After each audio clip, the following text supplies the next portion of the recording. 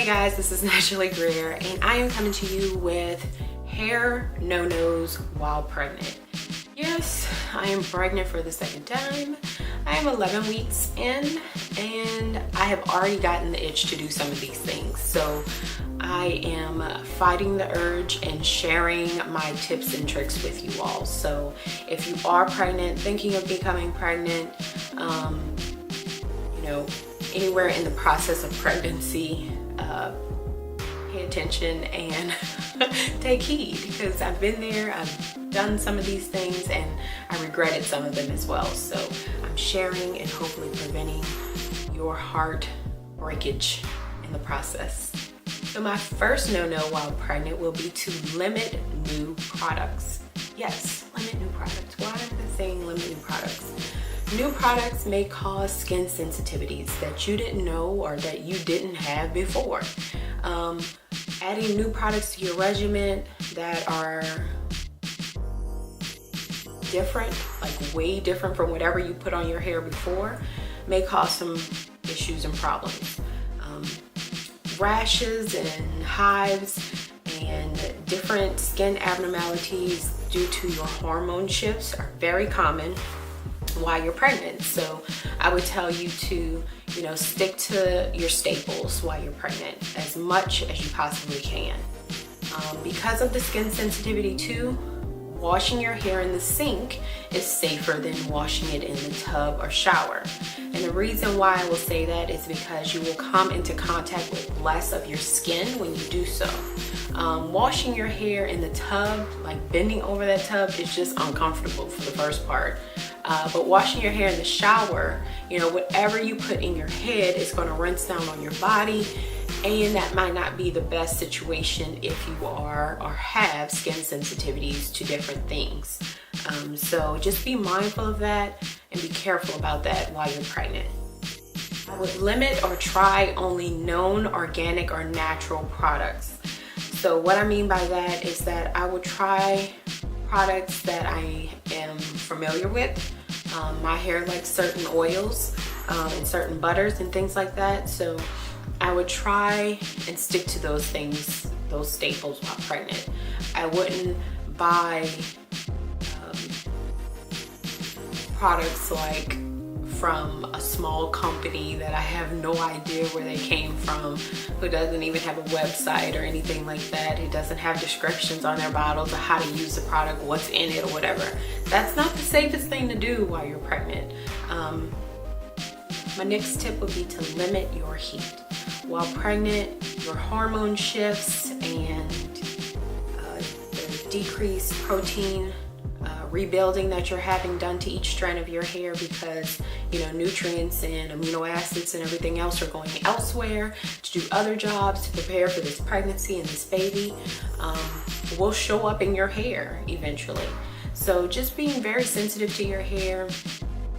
Like I said, limit the heat. I'm not saying stop heat totally, because maybe blow drying your hair or straightening it every once in a while is not a problem or issue for you. But I would say during pregnancy, those things may change. So you may just want to be a little bit more cautious about exposing your hair to a certain amount or a certain level of heat while pregnant. Protective styling, love it to death. Got one in right now. But you have to be particular about your protective styling, making sure your hair is not too tight underneath the protective styling. Make sure the protective style doesn't stay in too long. That could cause damage.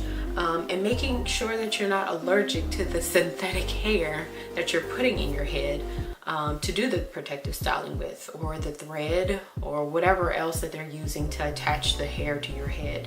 I would stay away from glues or any adhesive type stuff during this process. But like if you're going to crochet in like this, make sure that the hair that you're going to use, you've used before maybe.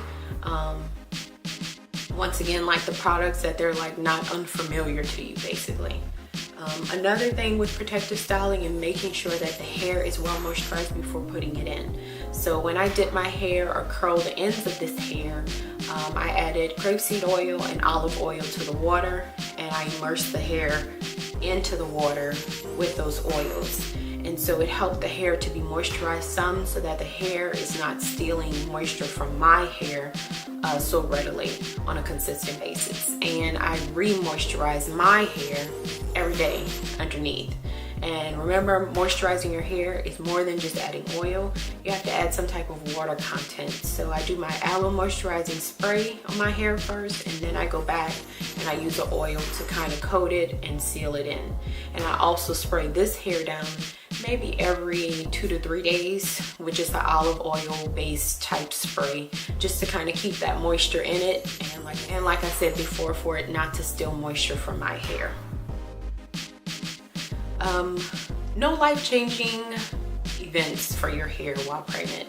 And what I mean by that is, try not to use coloring on your hair, especially coloring that you've never tried before.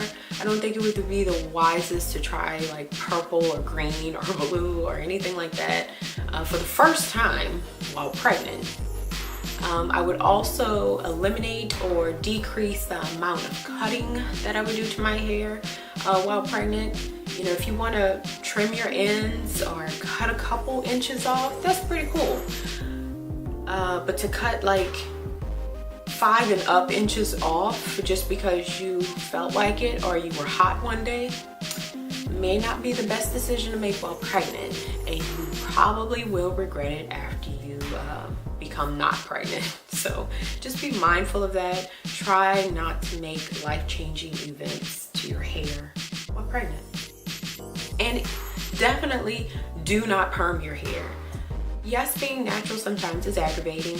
Yes, being fat because of a pregnancy and not being able to lift your hands up and do certain things to your hair is even more aggravating while being, you know, natural. But perming your hair is not gonna make it easier. So don't do it.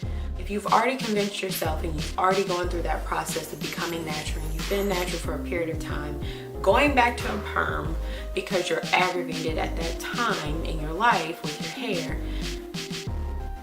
is gonna make things 10 times worse. So I would say avoid, like I said, life-changing events for your hair while pregnant. It's just not gonna work in your favor. So stick to the basics, stick to the staples, do things that'll help your hair grow, protect it along the way, you know, get rid of it, put it under something if you feel the need to, and, you know, carry out your 9 months, get it over with, and then jump into whatever you want to with your hair. I think that is the best advice that I can give any woman who's pregnant, thinking about being pregnant, or, you know, the aftermath. So take heed, pay attention. If you didn't hear it all, look at it again. This is Naturally Greer. I would love if you would subscribe, like, and comment below. If you've tried any of these things, if you've made any of these same mistakes that I have made while pregnant, I would love to hear from you. So please leave your comments below, and I will see you all in the next video. Bye. So the whole point in this video, or the whole point in this channel, is to talk about my natural hair care journey and what I do and what I've learned and how I apply that